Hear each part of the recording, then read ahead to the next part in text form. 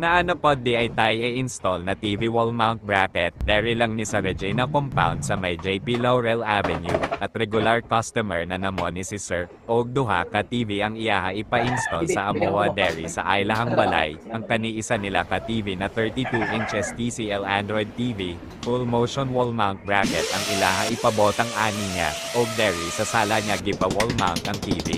Before nag-install nag-ask muna ako kung naga-andar pa ba ang aircon. Basi inya mataloan og tubig, maayo na lang wala na daw naga-andar ni aircon nila.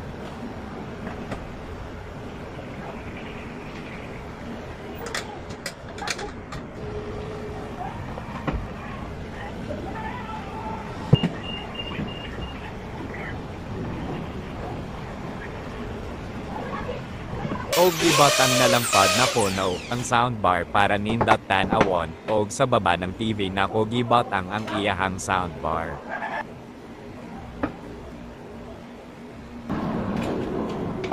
Og mao ni ang ikaduhan niyang TV ang Samsung 55 inches, swivel in tilt bracket ang ipabotang niya para aning TV, og dairy sa second floor ng room niya gipabotang ang TV. Pag-ingani na model sa TV pwede ra nakatindog ang TV kung magbotang tao bracket sa likod. Sa gusto magpa-wall mount bracket pwede ra ninyo kami i-PM kung pila ka inches at location kung meron ng bracket o wala para ma-estimate na mo ang cost of installation. At pwede ninyo i-visit ang ako page ang TV Bracket Davao or sa Amoa Group TV Bracket Davao kay naadiha ang actual installation na mo, para na amoy idea kung ansa na bracket ang inyuha gusto. At na-upload ni YouTube channel Chris Zoldi Cortez. Maraming salamat po installation by TV Bracket Davao.